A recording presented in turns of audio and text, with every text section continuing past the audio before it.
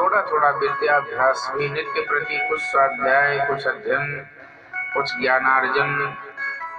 यदि आप सोचे कि परीक्षा है तभी हम पढ़ करके पास हो जाएंगे, पास हो सकते हैं पर नंबर कम हो सकता है। और पूरे वर्ष यदि आप पढ़ाई करेंगे तो आप श्रमित भी नहीं होंगे, थकेंगे भी नहीं और आराम से विद्या अर्जन भी हो जाएगा और अच्छे नंबरों से उत्तीर्ण भी हो जाएंगे। शनैर विद्या शनैर तपः। थोड़ा थोड़ा तप भी किया करो, रोज थोड़ा अपने आप को तपाओ, थोड़ी साधना करो, योगाभ्यास, जो भी आप जैसे भी तपा सकते हो। श्रम करते हैं वो अलग बात है। कहने का मतलब सब कार्य धीरे धीरे धीरे धीरे कर्मणा धीरे ही सब होए, मारी सींच सब घड़ा ऋतुआए फल होए। कोई वृक्ष हम लगाते हैं तो लगाते वक्त तत्काल तो फल नहीं आता है। अब यदि निराश हो जाए, पौधा उखाड़ के फेंक दे, इसमें तो हमने पानी डाला, फल आया ही नहीं, तो क्या? अरे भाई थोड़ा इंतजार। इसीलिए मुक्ति का थोड़ा सा यत्न कर ले, रोज थोड़ा थोड़ा हरि का भजन कर। रोज थोड़ा थोड़ा हरि भजन करोगे तो आनंद आएगा। सोचो कि वृद्धावस्था आएगी तभी कुछ अच्छा काम करेंगे, तब कुछ नहीं कर पाओगे, क्योंकि तब शरीर को संभालना भी मुश्किल हो जाता है। हमारा शरीर ही नहीं संभलता है तो हम क्या करेंगे? इसलिए पहले कवियों ने कहा है कि मुक्ति का थोड़ा सा यत्न कर ले,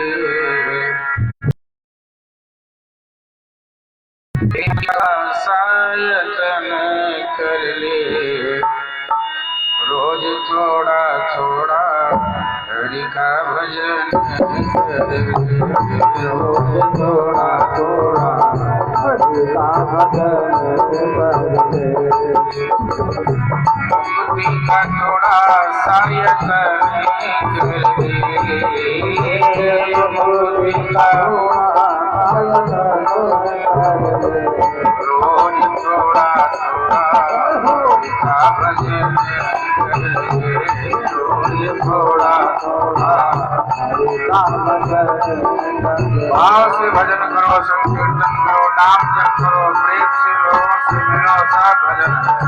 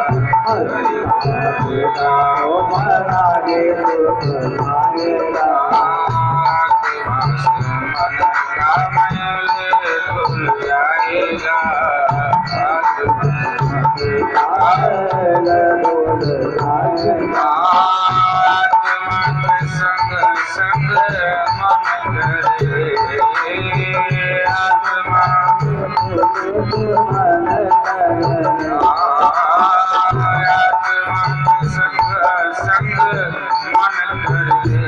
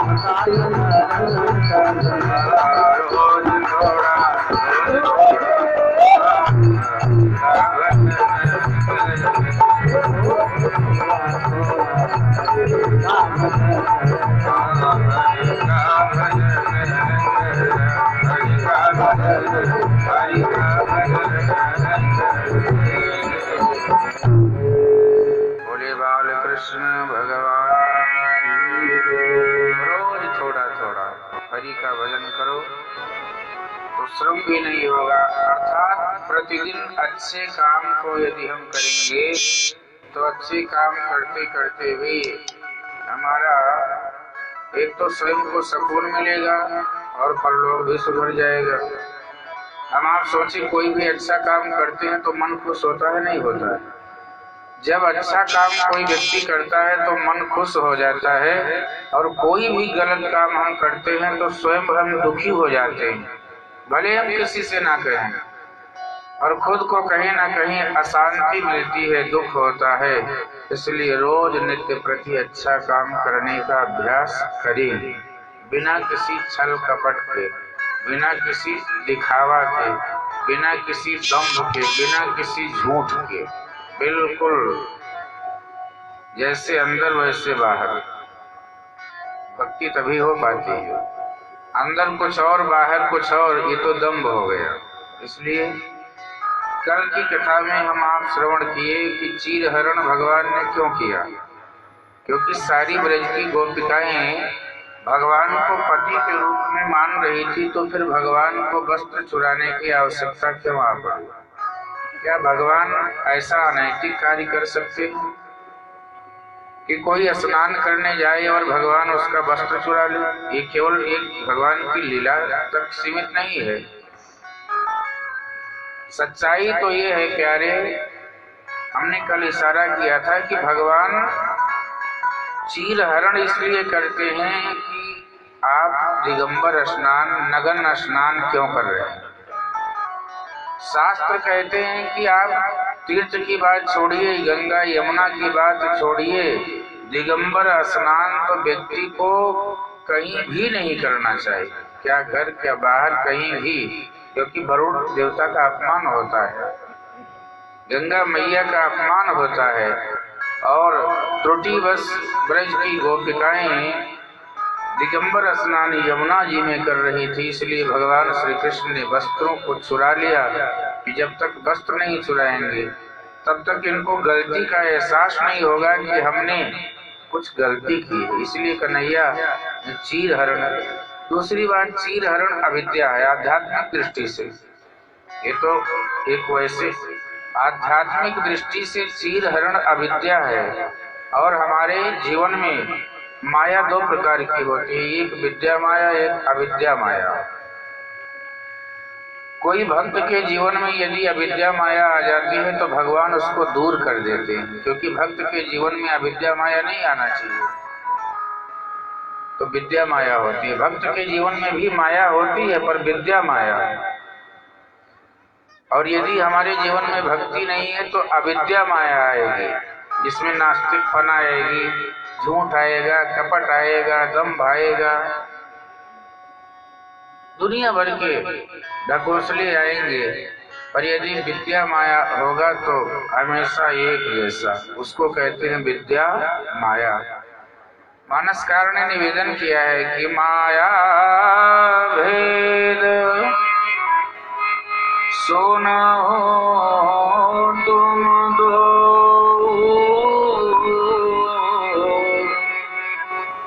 विद्या पर अविद्या, विद्या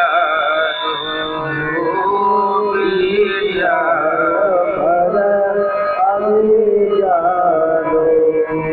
एक विद्या माया है, अपर अविद्या माया है।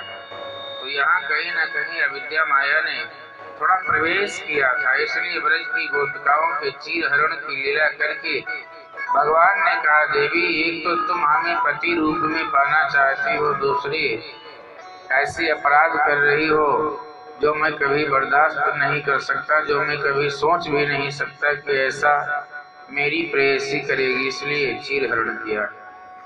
ब्रज की गोपांगनाएं भगवान श्री कृष्ण के मुख कमल को निहारती रहती हैं, यही कहती हैं, भगवान आप हमें कब मिलेंगे, आपका साक्षात्कार कब होगा। देखो, भक्त और भगवान का मिलन का मतलब जो होता है उसे कहते हैं रास। जीवात्मा शिवात्मा से मिल जाए, जीव शिव से मिल जाए, भक्त भगवान से मिल जाए तो रास हो गया। रसो वैसा कृष्णा। रास का मतलब होता है कि नदी से जो पानी लाए वो पानी जा करके नदी में डाल दिए, फिर अपने बर्तन वाला पानी ढूंढो, मिलेगा आपको?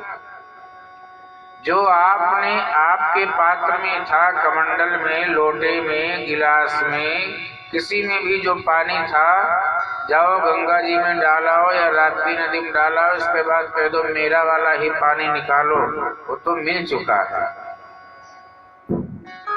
ऐसे ही हम भगवान में मिल जाएं, उसी का नाम रास होता है। रास, जिस रास में भगवान महादेव आते हों गोपी बन करके, वो कोई साधारण रास रहा होगा क्या कि महादेव भी गोपी बन करके आए? इसके मतलब एक भक्त भगवान में मिल रहा है, उसी का नाम रास है। यहाँ पर भगवान ने वादा किया है, देवी आप लोग चिंता मत करो, आपकी पूजा पूरी हुई, हम आपको रास के रूप में, हम जगत पति हैं इसलिए आपके भी पति हैं। अब आप बताओ, क्या भगवान आपके पति नहीं? क्या हमारे पति नहीं? वो तो सबके पति हैं, क्योंकि उनका नाम है जगत पति, उनका नाम है जगदीश, जगत के स्वामी हैं। और जब जगत के स्वामी हैं तो परमात्मा हमारे आपके भी स्वामी हैं, हम सबके पति हैं। जगत पति भी है और जगत पिता भी, जगत सर्वस्व है। तो ऐसे भगवान ने वादा किया है, ठीक है देवी, हम आपको अवश्य मिलेंगे। और भैया आज कन्हैया जी ब्रज में अपनी बंसी बजाते हैं, और कन्हैया ने जब बंसी बजाई है तो बंसी में 7 छिद्र होते हैं। ये 7 छिद्र हमारे 7 प्रकार के अभिमान को दूर करने का संकेत करते हैं। हमारी अविद्याएं भी 7 प्रकार की होती हैं। बंसी की धुन जब सुन लेना तो 7 प्रकार की अविद्याएं दूर हो जाती हैं। क्या क्या बताएं? 7 प्रकार की अविद्याएं, काम, क्रोध, मद, लोभ, मोह, राग, द्वेष, ये 7 प्रकार की अविद्याएं हैं। और कन्हैया की बंसी की धुन सुन करके 7 प्रकार की अविद्याएं दूर हो जाती हैं। इस प्रकार से भगवान श्री कृष्ण ने जब बंसी बजाई है तो बंसी की धुन सुन करके बड़े बड़े हिंसक जानवर आकर के कन्हैया के चरणों में बैठ गए। सिंह आदि, एक तरफ सिंह बैठे, एक तरफ गाय बैठे, एक तरफ बैल बैठे, ऐसे इतना ही नहीं, एक तरफ जो है मोर बैठा है, एक तरफ सर्प बैठा है, एक तरफ चूहा बैठा है, एक तरफ सर्प बैठा है, उधर से देवी देवता, सब मतलब सारी ब्रज की गोपिकाएं जो जैसी थी वैसे दौड़ पड़ी हैं कन्हैया की बंसी की धुन सुन करके। इसका मतलब भगवान जब बंसी बजाएं तो ध्यान रखना, जब भगवान पुकारे तो आप दौड़ के जाना। अर्थात हमारे जीवन में जब भक्ति आने लगे तो दौड़ करके उस भक्ति को और ज्यादा बढ़ाओ। ये नहीं कि अब तो इतना कर लिए, नहीं, ध्यान देना, लक्ष्मी में और भक्ति में कभी संतोष नहीं करना चाहिए। उद्यम में, अब ये नहीं कि चोरी करके किसी का मान ले, उद्यम की बात मैं कर रहा हूँ, उद्यम में। ये शास्त्र कहता है आप यदि परिश्रमी हैं तो शास्त्र कहता है उत्साह संपन्नम दीर्घ सूत्रम क्रिया विधिज्ञम व्यसनेषु सत्यम सोरम कृतज्ञम दृढ़ सौहृदश्चा लक्ष्मी स्वयं याति निवास हेतु। यदि व्यक्ति उत्साह से संपन्न है और कृतज्ञ है, आपका किसी ने कुछ काम कर दिया है, आपका कल्याण कर दिया है, आपका कोई बना दिया है और आप उसके एहसानमंद हैं, तो लक्ष्मी दौड़ी हुई आपके घर आएंगे। उत्साह संपन्नम, सारी बात बताएंगे तो इसी में फंस जाएंगे। इसलिए बस इतना समझो, उत्साह संपन्न से रहो, सूरवान रहो, कृतज्ञ रहो, दृढ़ सौहृदय निश्चयी रहो, सूरवीर रहो, और जब ऐसा होगा तो लक्ष्मी मैया दौड़ी आएंगी। अभी नहीं मुख बनाए वो अप्रैल महीने के जेठ महीने का वो दोपहरिया का चेहरे पर जो है मैं थोड़ा रौनक बाजी रहे, चेहरे पर प्रसन्नता रहे, आनंद से उत्साह से रहो, कहने का भाव ये। तो भगवान श्री कृष्ण के चरणों में सब दौड़ करके आई हैं, सब चरणों में बैठ जाते हैं। और भैया कन्हैया ने कहा कि आप लोग क्यों आई? व्रत की गोपिकाएं भी जो रोटी बना रही थी वो रोटी तवा के बीच छोड़ करके पहुंच गई। रोटी जले चाहे स्वाहा हो जाए, पति कुछ भी कहें कोई बात नहीं, आज कन्हैया का दर्शन करना। और दर्शन करने के लिए सबके सब दौड़ पड़े। यही हाल जनकपुर में भगवान श्री राम लला का दर्शन करने के लिए जनकपुर की सखियां दौड़ पड़ी। जब रामलला गए थे जनकपुर में, जो जहाँ थी वैसे के वैसे दौड़ पड़ी थी। आज ब्रज की गोपांगनाएं भी वैसी की वैसी दौड़ पड़ी है। ऐसी बंसी बजाई कन्हैया ने, ऐसी बंसी बजाई सामरे, मेरी सुध बेसुराई सामरे। ऐसी बंसी बजाई सामरे, मेरी सुध बेसुराई सामरे। ऐसी बंसी बजाई सामरे, मेरी सुध बेसुराई सामरे। बजाई सामरे, मेरी सुध बेसुराई सामरे। ब्रज की कई गोपिकाएं कहती हैं मेरी सुध विसार के बंसी बजा दिया है, सबको बुलाने लगा। इसीलिए बात जो है वो कहती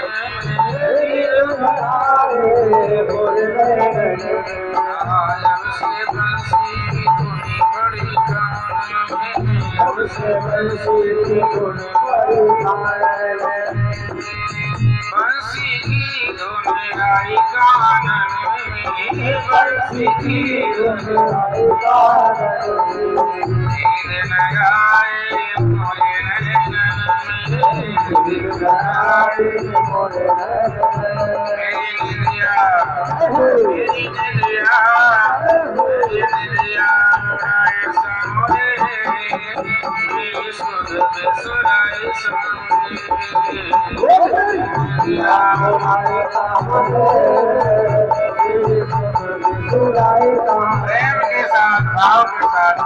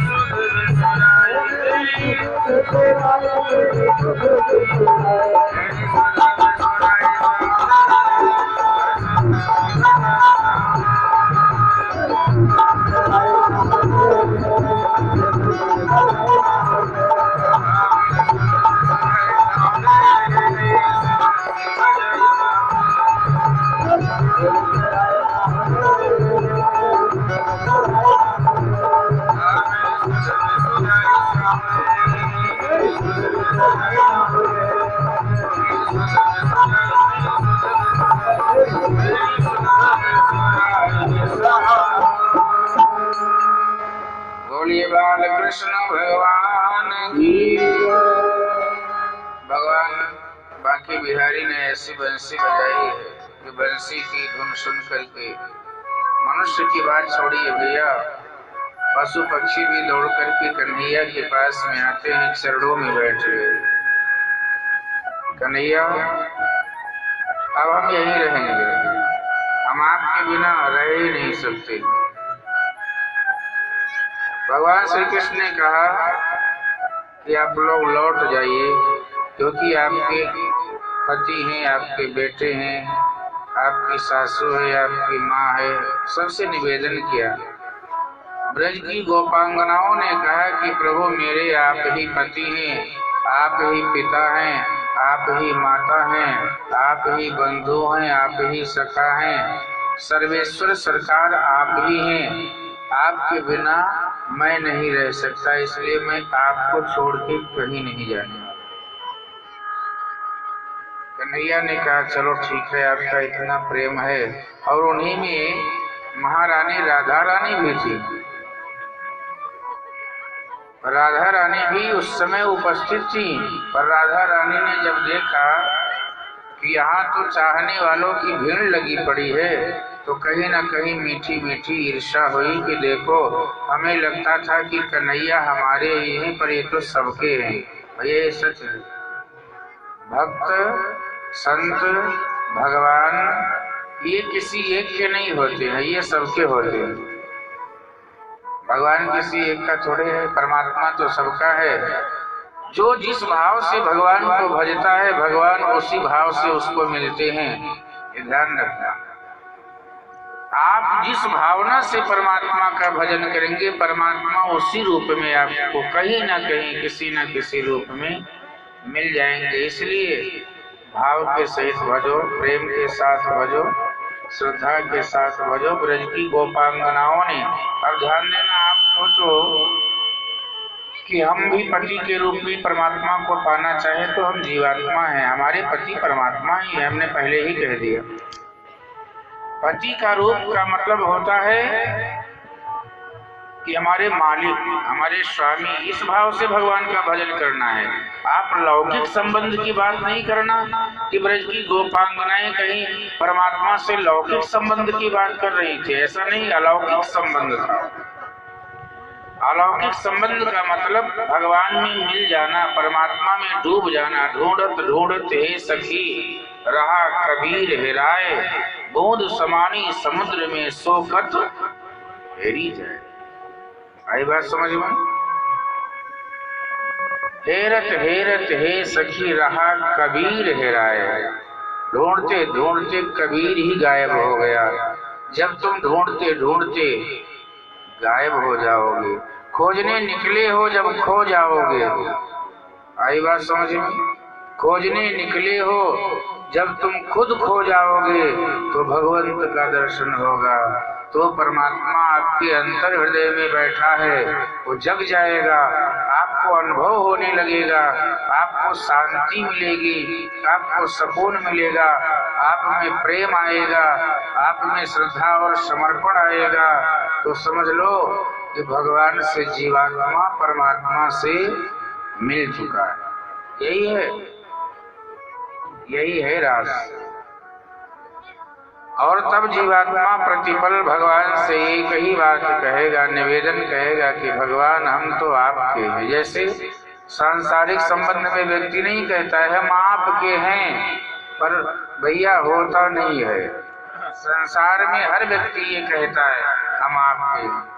वहां गए तो बोले हम आपके हैं, अगला कोई और मिल गया तो बोले हम आपके हैं, फिर अगला तीसरा कोई मिला, हम आपके ही हैं। अरे तुम किसके किसके हो? कितने रूप हैं तुम्हारे? तुम तो बहुरूपी हो, तुम्हारे तो बहुत रूप हैं, और भगवान का एक ही स्वरूप है, और वो कहते हैं हम सबके हैं। और जब भक्त ये कह दे कि श्याम सुंदरी अब तो हम, हे श्याम सुंदर हम आपके आशिक हो गए। बिंदु जी महाराज जी का बड़ा सुंदर भाव है। हे श्याम सुंदरी अब तो हम आशिक तुम्हारे, श्याम सुंदरी अब तो हम आशिक तुम्हारे, हम तुम्हारे बन गए,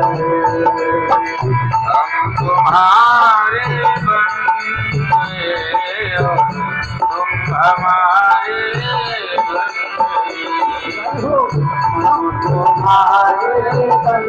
भगवान से कहो तुम हमारे एक नहीं था। हे बिहारी जी हम आपके बन गए, आप हमारे बन गए, तब रास होता है, तब जीवात्मा परमात्मा में रहता है।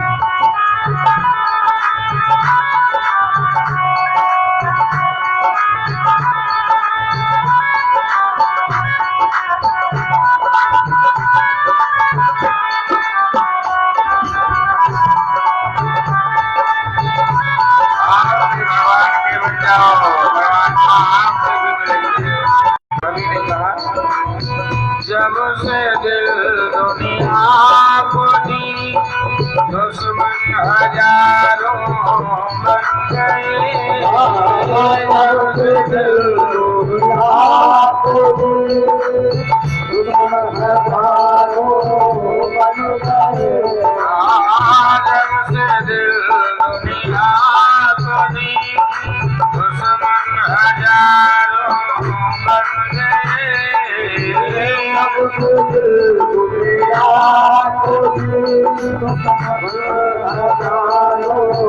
बन गए। सबसे दिल तुमको दिया हरि को, जब से दिल तुमको दिया, दिल के प्यारे दिल तुमको दिया,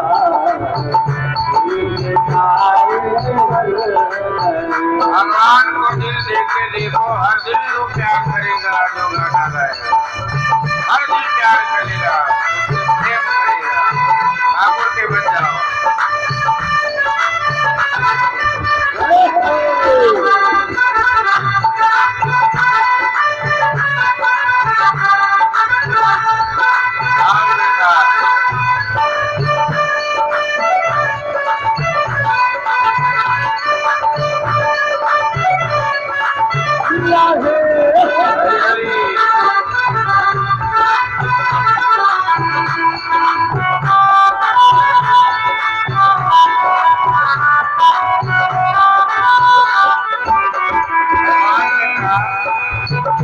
कि भैया तुम्हारा नाम मैं कौन सी डायरी में लिख लूं? तुमने कोई पूजा पाठ किया, कोई योग जब तक किया? भक्त ने कहा कुछ नहीं किया, तो कैसे तुम्हें हम अपना बना ले?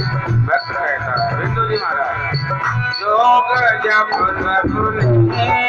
से कोई बड़ा बिगड़ा करी, योग जब कोई बड़ा बिगड़ा करे।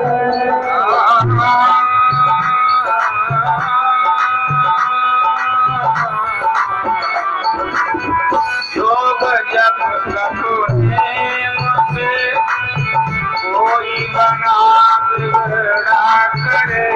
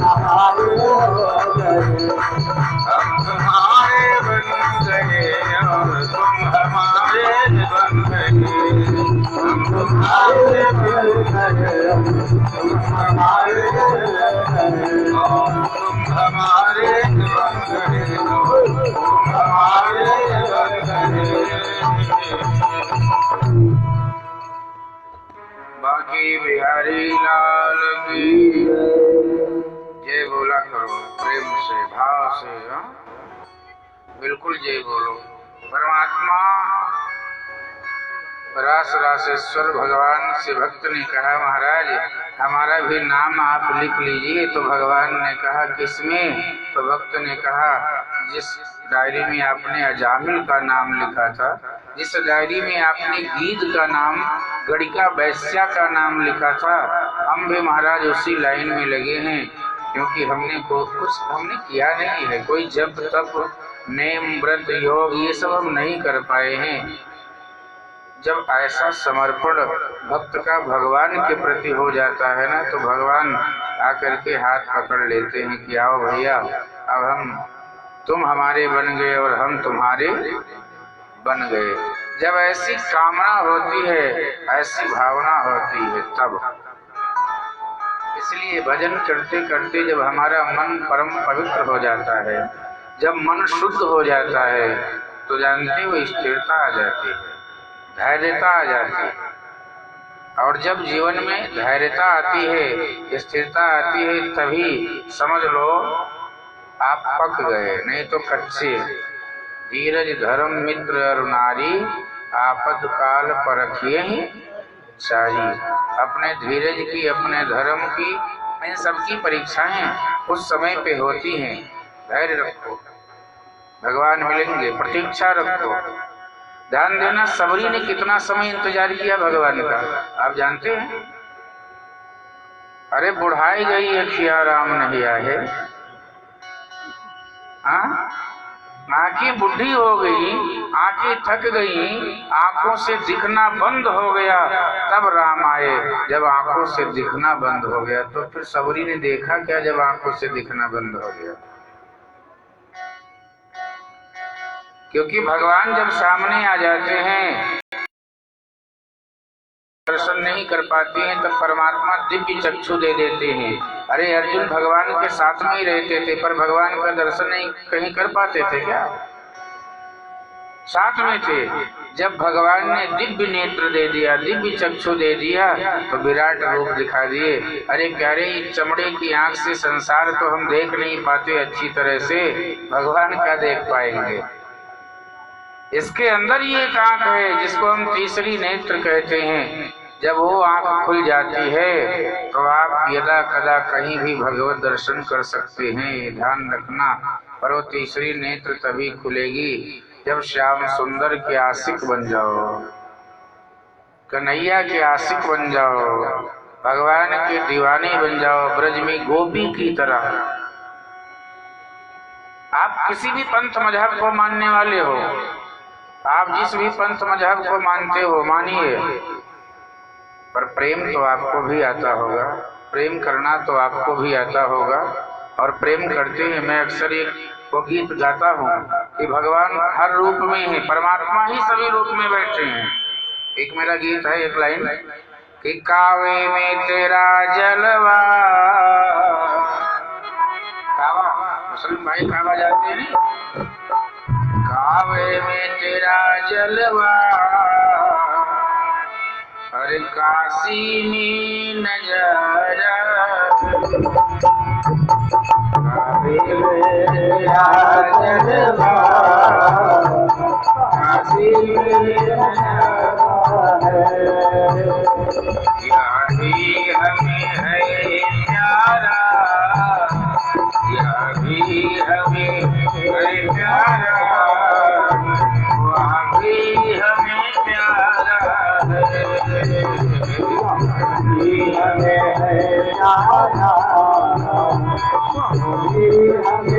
सब एक है। अच्छे लोग केवल प्रेम से रहते हैं, न लड़ते हैं न झगड़ते हैं, और दुष्ट होते हैं वो कोई भी हो, सब लड़ते ही रहते हैं।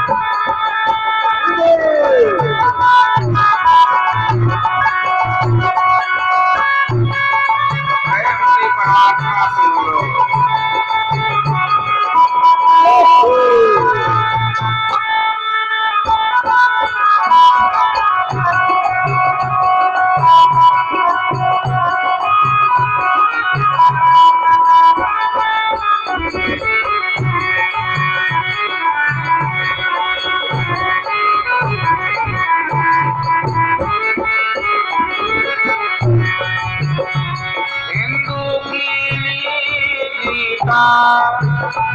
बाइबिल है ईसाई को,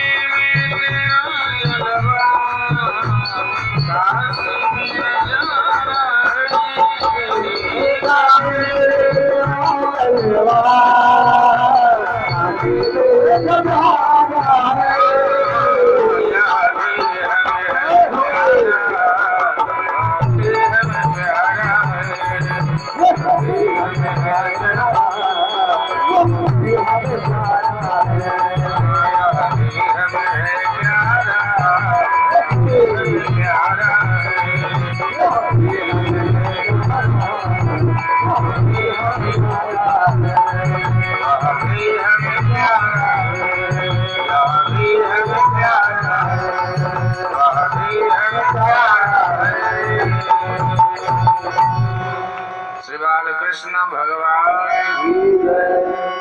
तो जहाँ प्रेम है वही परमात्मा है। और एक बात, अयम निजः परो वीत गणना लघु चेत साम उदार चरिता नाम तो वसुधैव कुटुम्बकम। ये मेरा है, ये पराया है, ये तो छोटी बुद्धि वाले लोग करते हैं। अयम निजः परो वीत गणना लघु चेत साम उदार चरिता नाम तो वसुधैव कुटुम्बकम। जो उदार चरित्र वाले लोग हैं, सज्जन लोग हैं, उनके लिए तो पूरा संसार ही अपना परिवार है। अब अच्छे लोग तो अपने ही परिवार को अपना परिवार नहीं बना पाते। जो दुष्ट लोग होते हैं और अच्छे लोग पूरे संसार को अपना परिवार बना लेते हैं। तो ये इसलिए भगवान कहते हैं सब उन्हीं का जलवा है, हम सब एक हैं। इसलिए कभी भी जीवन में देखो, ध्यान देना, नेक नेक सब एक हैं, एक नहीं नेक। जितने अच्छे अच्छे लोग हैं वो सब एक हैं। अब जैसे हमारे दादाजी देखो बैठे कथा सुन रहे, कितनी अच्छी बात है, ये कितनी प्रेम की बात है। कोई छोटी बात है क्या? नेक नेक सब एक हैं, एक एक नहीं नेक, वो नेकों में नेक हैं जिसकी उस पर टेक।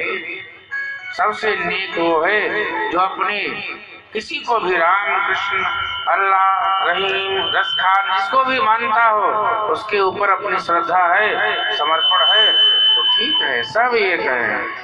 कबीर कुआं एक है, पनिहारी अनेक, बर्तन सब न्यारे भये, पानी सब में एक। तो आज ब्रज की गोपांगनाएं भगवान श्री कृष्ण के प्रेम में, भाव में, मैं अक्सर यही कहता हूं कि प्रेम ही परमात्मा है। जब तक प्रेम नहीं उत्पन्न होगा, ध्यान देना, प्रेम उत्पन्न करना पड़ता है। जैसे अभी इस पूरे मिट्टी के नीचे पानी है नहीं है, तो क्या पानी ऐसे मिल जाएगा? अरे भाई, वो नल वाले, वो जो बोरिंग करने आते हैं उनको बुलाना पड़ेगा, खुदाई करेंगे, फिर मशीन लगाएंगे, फिर वो सब प्रेशर लगाएंगे, और इसके बाद में धीरे धीरे जब पानी आ जाएगा तो नल लगा देंगे, अब पानी निकालो। ऐसे ही परमात्मा हम सब में है, पर थोड़ा सा मंथन करके, थोड़ा सा प्रयास करके और प्रकट कर लो, यही प्रेम है। और ऐसे प्रेम के साथ में सारी ब्रज की गोपांगनाएं परमात्मा से एक हो गई। चार मिले 64 खिले। जब भक्त भगवान मिलते हैं तो क्या होता है? चार मिले 64 खिले, और बीसुर कर जोर, हरिजन से हरिजन मिले, तो नाचे 7 करोड़, नाचे 7 करोड़। क्या है चार मिले? भक्त और भगवान मिलते हैं तो चार क्या मिलता है? माताएं बहनें बताएंगी, कोई पुरुष नहीं बताएगा, क्योंकि ये नहीं ध्यान से सुनते। नहीं, ऐसी बात नहीं, आप सब बहुत ध्यान से सुनती, मैं ऐसे ही कह रहा था। चार मिले, चार क्या मिलते हैं? अरे भगवान अभी नारायण बन के नहीं आए, भक्त के लिए तो मनुष्य बन करके भगवान आए। तो चार मिले, 2 आंखें भक्त की, 2 आंखें भगवान की, चार मिले 64 खिले। हर व्यक्ति में 32 दांत तो नहीं होते, कोई बहुत भाग्यशाली होता है, पर हाँ चलो मान लो किसी में 32 हो, किसी भक्त में, तो भगवान जब मनुष्य बन करके हमारे याद के लिए आए तो 32 दांत भक्त की, 32 भगवान के।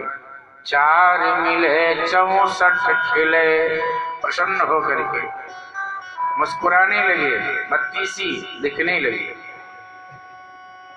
चार मिले 64 खिले, 20 रहे कर जोर। 20, 10 उंगली हमारे और 10 प्रभु जो मनुष्य बन के आए, तो 20 हो गए। और हरिजन से हरि, भगवान मिले तो अलग बात है, भक्त के भक्त से मिलने में ये दशा हो जाती है।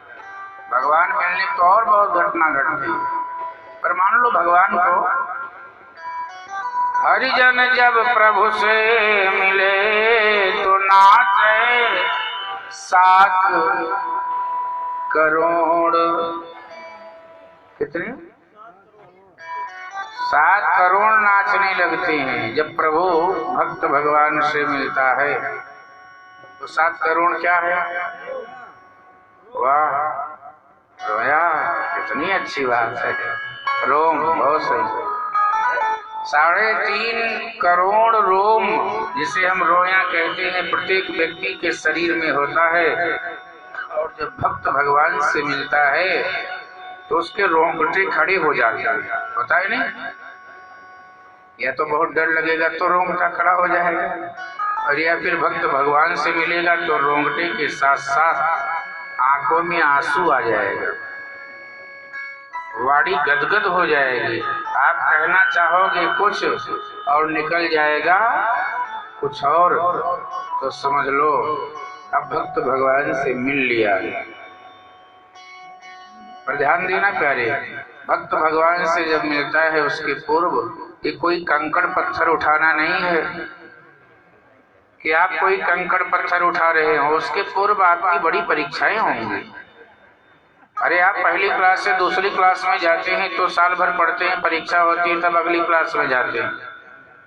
इसलिए परीक्षा देने के लिए तैयार रहिएगा। हाँ, आप सबरी आप हो जाए, अजामिल हो जाए, उनकी दया हो जाए, वो अलग बात है। पर सती की परीक्षा लिए तो हम आप क्या चीजें हैं? ध्यान देना, सती की भी परीक्षा हुई है, पर सती परीक्षा में पास हुई कि फेल? कथा सुनने वाले आप बताएं। और उस दिन अभी कथा सुनाया भी हो, एक दिन सती पास हुई थी कि फेल? पास हुई थी।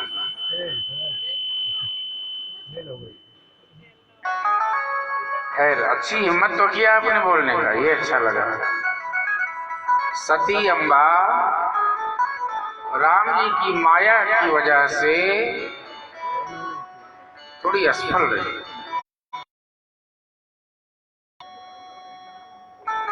और सबरी माता,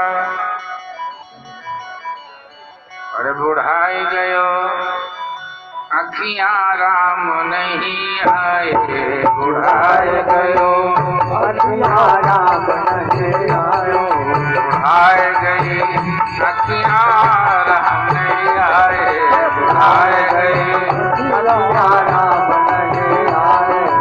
आनंद में रहो, आनंद में रहो। अभी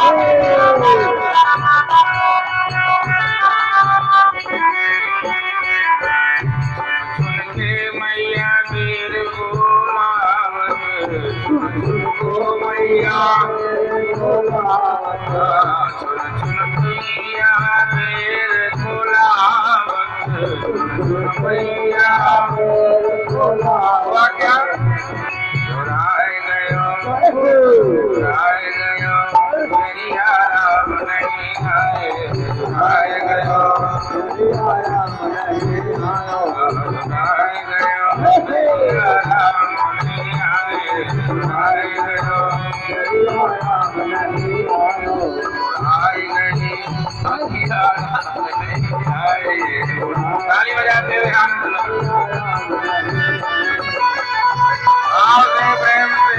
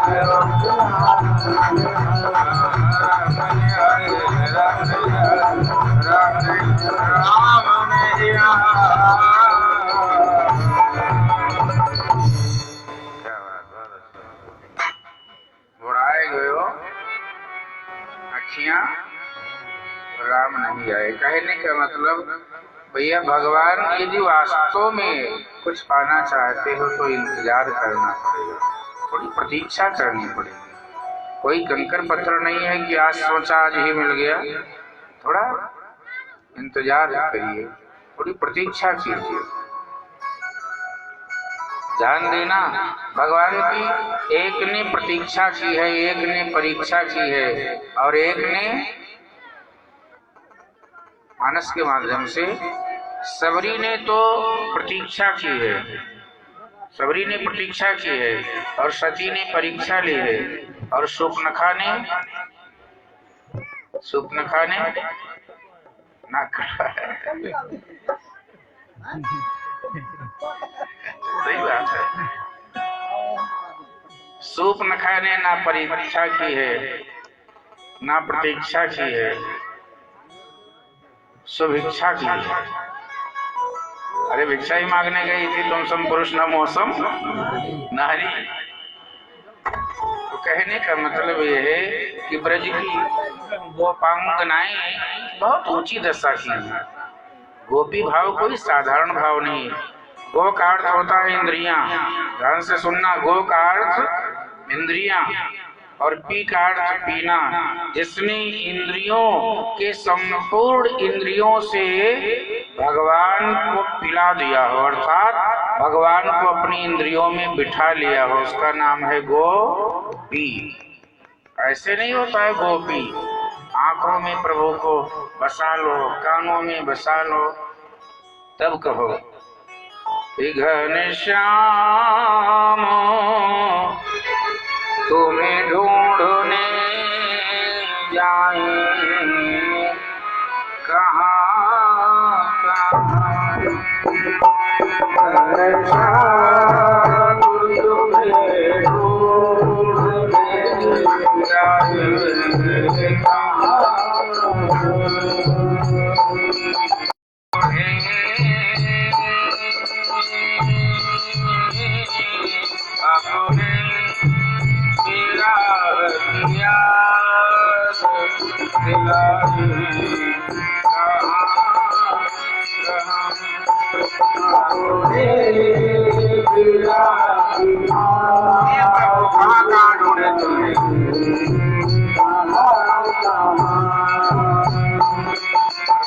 सभी जगह है, पर कोई कहीं ढूंढ लेता है, कोई कहीं ढूंढ लेता है, किसी को कहीं ढूंढो आप भी जिसको जात पाइया लहरे बागी बैठे खोजिए परमात्मा।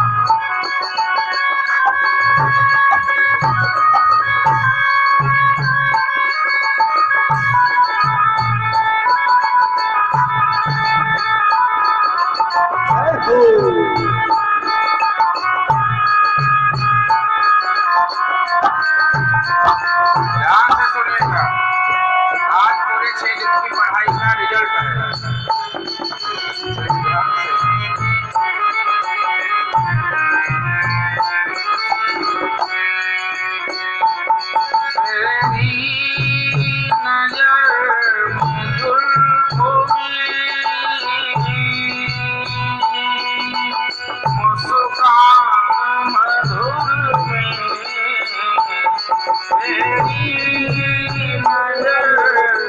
भगवान नजरों में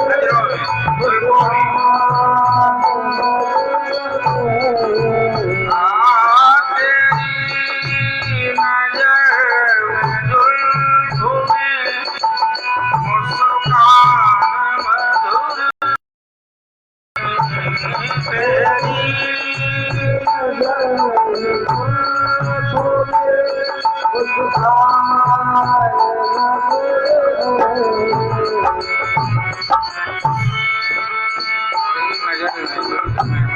है, सब में हम उलझ गए।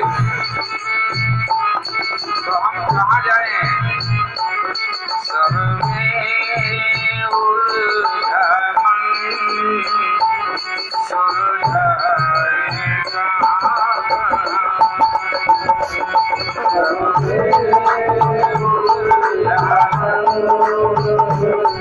सुलझाए इसलिए कैसे सुलझाए अपने आप को? आप ही सुलझा दो।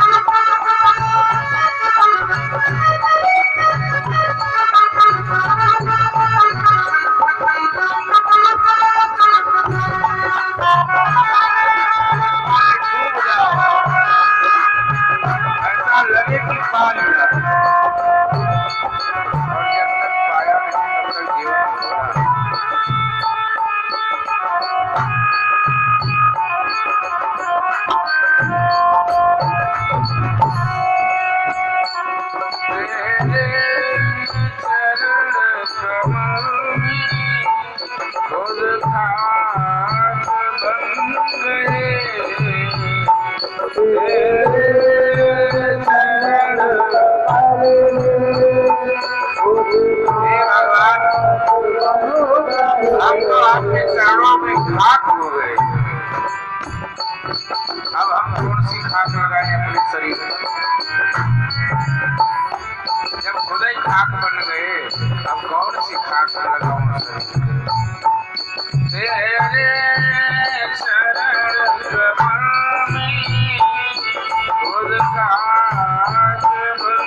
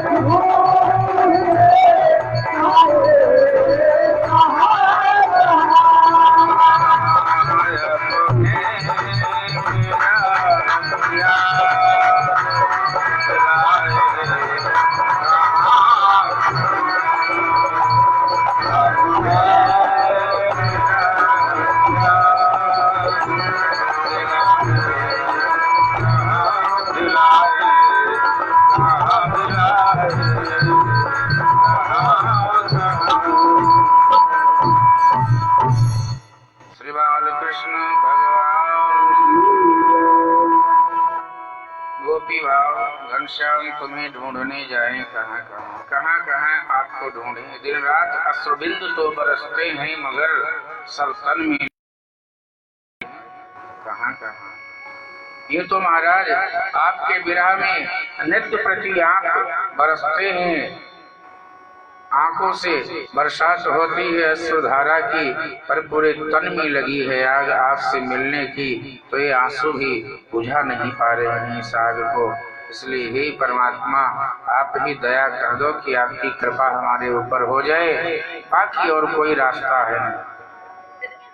यह गोपी भाव, गोपियों ने ऐसा निवेदन किया। भगवान अब सभी गोपी के साथ में मिल करके मधुवन में नृत्य करने लगे। मधुवन में मुरलिया बाजे रे और सारी सखियां मिल के नाचे। मधुवन में मुरली बजी, सारी सखियां मिल करके नृत्य करने लगी परमात्मा के साथ। मैंने पहले कहा कि जीवात्मा और परमात्मा का मिलन है, सखियां कोई साधारण नहीं है, इसलिए भाव से सब मिल रही हैं, गलबहियां डाल के नृत्य कर रही हैं। और जैसे ही भगवान सबके साथ में, राधा के साथ में भी भगवान है तो ललिता के साथ में भी हैं, विशाखा के साथ में भी हैं, और जितनी भी गोपिकाएं हैं परमात्मा अनेक रूप में सभी के साथ नृत्य कर रहे हैं। अब आप देखो यहाँ जब नृत्य करते हैं तो आपको कैसा लगता है कि हम भगवान से मिल रहे हैं, यही तो। अब आप सोचिए जब परमात्मा साक्षात सामने रहे होंगे, केवल भगवान की कथा सुन के इतना आनंद आता है कि हम झूमने लगते हैं, और साक्षात भगवान मिले होंगे तो गोपिकाओं की क्या दशा हुई होगी। आप जरा सोचिए, इस बात की कल्पना कीजिए, कितनी आनंद विभोर हो गई होंगी। और मुझे लगता है पग घुंघरू बांध मेरा नाच, मेरा तो परमात्मा के विरह में पग में घुंघरू बांध करके नाची। मैं तो अपने नारायण की हो गई दासी रे, पग घुंघरू बांध मेरा नाची। ध्यान देना, ये हमारा जब हृदय नाचता है ना तो तब नाचने ही लगता है। सभी गोपिकाओं के साथ भगवान है तो कभी कभी किसी भक्त को भगवान का दीदार होने लगे तो अहंग आ जाता है कि अरे भगवान की इतनी कृपा हमारे ऊपर, बचा नहीं पाए। तो भगवान सभी सखियों को लगा कि भगवान मेरे साथ हैं, नृत्य कर रहे हैं। सभी गोपिकाओं को लगा कि भगवान केवल मेरे साथ हैं और किसी के साथ नहीं है। तो भगवान ने कहा अच्छा इतना है, छोड़ के चल दिए। अंतर ध्यान हो गए बीच में, सब राधा रानी को उठा के कंधे पे बिठा के लेके चले गए। कन्हैया है तो लीला पुरुषोत्तम। इसमें रत्ती भर बहुत गंभीरता लाने लगो ना तो कथा कन्वर्ट हो जाती है पूरी तरह से, क्योंकि है तो लीला पुरुषोत्तम, इसमें कोई शक नहीं।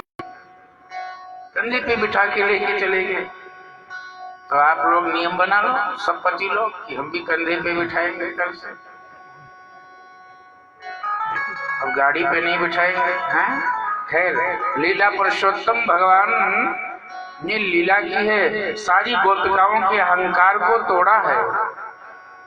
जो गोपिकाओं को ये हो रहा था कि नहीं नहीं भगवान मेरे ही साथ हैं, भगवान मेरे ही साथ हैं, भगवान राधा को लेके चले गए।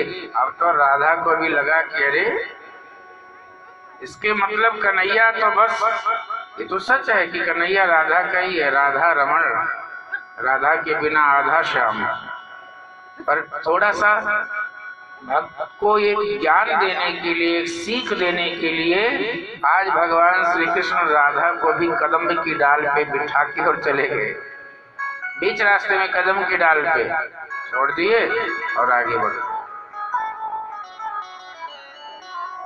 सारी गोपिकाएं ने कहा कहाँ गया कान्हा, कहाँ गया कान्हा? तो बोले क्या तुम्हारे भी साथ में कान्हा नृत्य कर रहा था? बोले हाँ मेरे साथ था। वो कहे मेरे भी साथ था। अब सबको पता लगा कि कन्हैया सबके साथ में था। यही तो कन्हैया सबके अहंकार को तोड़ना चाहता है कि कोई ये सोचे कि भगवान केवल मेरे हैं। नहीं नहीं, भगवान जितना सबरी के हैं उतना ही केवट के हैं, उतना ही निषाद राज के हैं, उतना ही गीध के हैं, उतना ही सबरी के हैं, उतना ही गरुड़ के हैं, उतना ही कागवसुंडी के हैं, उतना ही गोपिकाओं के हैं। इसलिए ध्यान रखना, परमात्मा सबके हैं, किसी एक के भगवान नहीं। वो सर्वस्व हैं, वो सर्वेश्वर सरकार हैं। इसलिए इस अहम में मत रहना, ईश्वर केवल हमारे हैं। इस अहंकार को भगवान ने तोड़ दिया।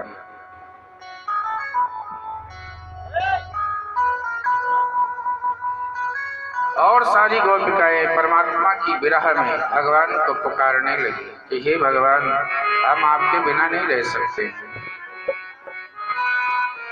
जब तक आप हमें दर्शन नहीं देंगे, या तो आज हम प्राण का त्याग कर देंगे आपके विरह में, या तो आपको मेरे सामने आना होगा। आप हमें छोड़ के क्यों चले गए? तब सुखदेव जी ने गोपी गीत गाया है। गोपी गीत जो 16 श्लोकों का है, 1-2 श्लोक आप लोग नहीं गा पाओगे तो सुनना, क्योंकि संस्कृत में है। 1-2 श्लोक गाएंगे। सब गोपियों ने भगवान को पुकारा है, भगवान हम आपकी कथा सुन करके आपसे प्रेम किया। ध्यान देना, के बारे में सुनोगे प्रेम तभी तो होगा परमात्मा से। तो सब गोपी कहते हैं पहले हमने कथा सुनी है, फिर आपसे प्रेम किया है, अब आप हमें छोड़ के मत जाओ। जयति तेधिकम्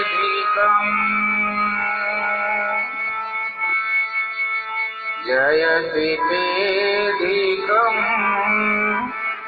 जन्मनामृता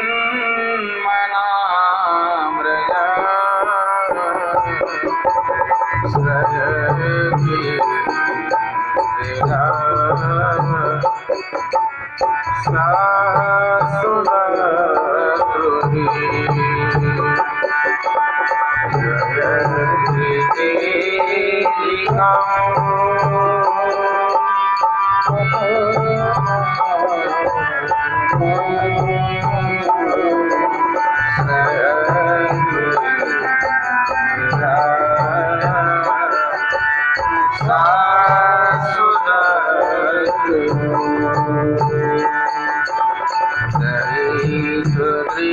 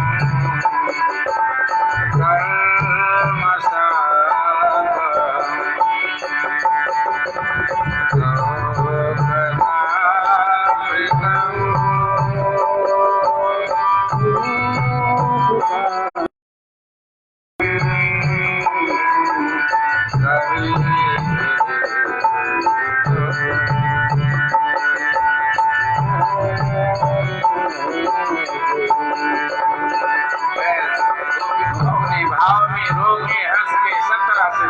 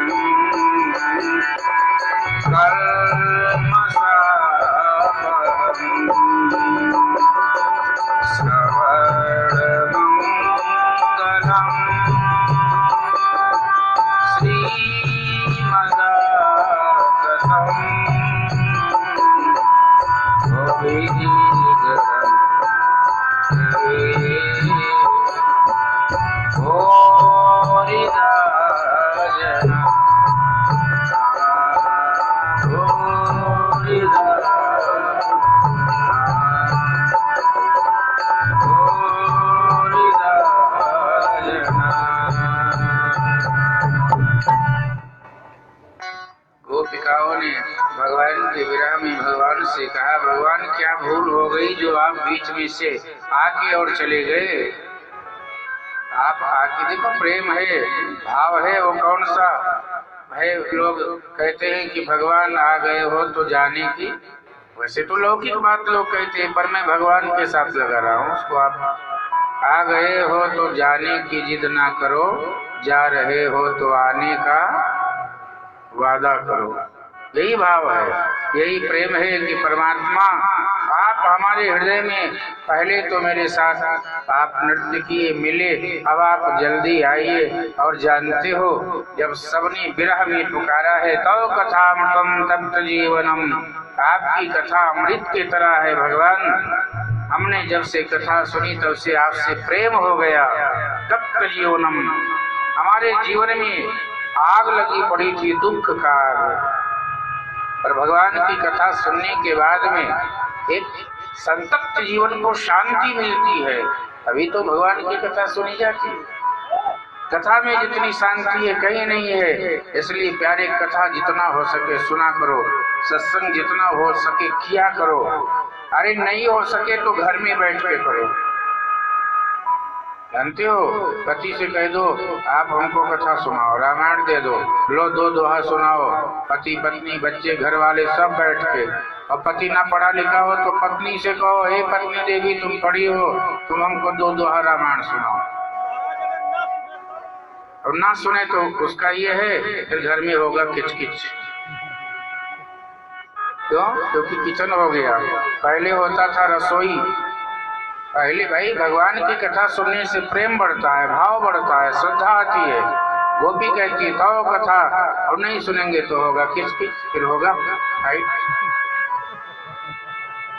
क्यों भाई? देखो सीधा नाम है वाइफ, पहले पत्नी थी तो पत्नी का मतलब होता था पत्नी, हमारे पति की रक्षा करे उसका नाम पत्नी।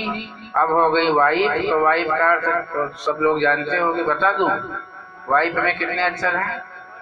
4 अक्षर। इंग्लिश शब्द है ना वाइफ, WIFE, वाइफ। तो W का अर्थ क्या हुआ? विदाउट। W मतलब विदाउट, I मतलब इंफॉर्मेशन, I मतलब I means information, F means fight.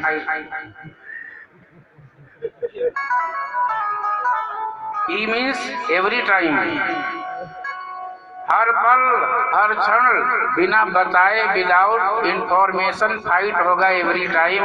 इसलिए रामायण गीता भागवत सुनते रहो, सुनाते रहो, बाकी कोई उपाय नहीं। फिर बोले पति को लोग कहते हैं हस्बैंड, फिर पति क्या है? बोले वो बेचारा क्या है, हंसता हुआ बैंड है, और क्या करेगा? वो तो हंसता हुआ बैंड है, जो देवी करे वही ठीक है, तुम जो करो वही सही है। इसलिए वो तो हंस बैंड है, हंसता हुआ बैंड। पहले ध्यान देना, पहले रसोई होती थी तो रस आता था, अब किचन होता है इसलिए किचकिच होता है। रसोई से रस आता था, अब किचन से किचकिच होता है।